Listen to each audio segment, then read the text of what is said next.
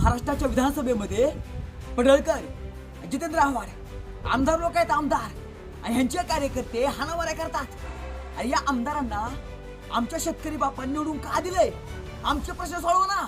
आमच्या शेतकरी बापाच्या कर्जमाफीवर बोला, तिथं मारामाऱ्या करा। आमच्या विद्यार्थ्यांचे प्रश्न आहेत त्याच्यावर बोला।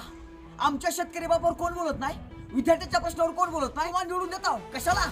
एकमेकास ठोकायला तुम्ही कार्यकर्ते ताटली आणि बाटलीवर कशाला जागता तुम्ही? हे पडळकर आव्हाडला म्हणतोय, तुला बघतो मी। आव्हाड तिकडे पडळकरला म्हणतात मंगळसूत्र चोर। आणि तुमचा प्रश्न आहे तो विधानभवनामध्ये काय सुरू आहे नेमका? तुम्हाला बोलायचं ना महाराष्ट्राच्या लोकसंस्कृतीवर बोला, तुम्हाला बोलायचं ना महाराष्ट्राच्या विकासावर बोला, तुम्हाला भांडायचं ना महाराष्ट्राला प्रगतीवर घेण्यासाठी भांडा तुम्ही। तुमचे खाजगी प्रश्न आहेत, या खाजगी प्रश्नासाठी एकमेकांसाठी तुम्ही भांडताय। लाज वाटते, लाज। कुठचा ना महाराष्ट्र? आणि एक कार्यकर्ते, अरे सुधरा वाटन तुम्ही। पक्षाचे 1500 रुपये घेऊन राहा, तुमची राखून त्यांची गुलामी करता तुम्ही। बट या समाजापेक्षा तुम्हाला पक्ष महत्वाचा आहे का? आणि बापापेक्षा नेता महत्वाचा आहे का?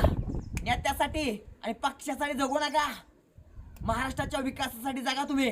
आणि जोपर्यंत हे असले विकणारे कार्यकर्ते जिवंत आहेत ना, तोपर्यंत ह्या घटना या महाराष्ट्रामध्ये घडणारच। या महाराष्ट्र शिवराय शाहू फुले आंबेडकरांचा आहे। पण आज त्याच महाराष्ट्रामध्ये जर लोकसभागृह या ठिकाणी विधान भवन जर या ठिकाणी सुरक्षित नाहीये, तर सर्वसामान्य लोकांची अपेक्षा काय?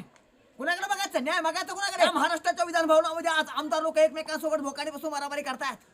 त्या आमदारचे कार्यकर्ते एकमेकांना हाणामारी करतायत। कारण काय? आव्हाड म्हणतात मंगळसूत्र चोर, तो पडळकर म्हणतो आव्हाडला तुझ्या दम आहे तर समोर। अरे लावलंय काय तुम्ही? लावलंय काय? तुमचे भांडणं आहेत, घरात जाऊन करा ना तुम्ही। विधान भवनामध्ये काय? अरे कार्यकर्ते पक्षाचे चाटे, अरे बंद करा असले धंदे तुम्ही।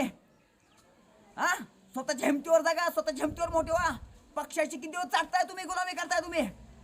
नेता जेलमध्ये गेल्यावर भाकरी घेऊन येत नसतो, जेलमध्ये गेल्यावर भाकरी घेऊन तुमचा बाप येणारा लक्षात ठेवा तुम्ही। नेता येत ना तुमच्या वाडे मग, स्वतःच्या हिमतीवर जागा, नेत्याची गुलामी करायची बंद करा। भावानं व्हिडिओ कसा वाटतोय कमेंट करून सांगा।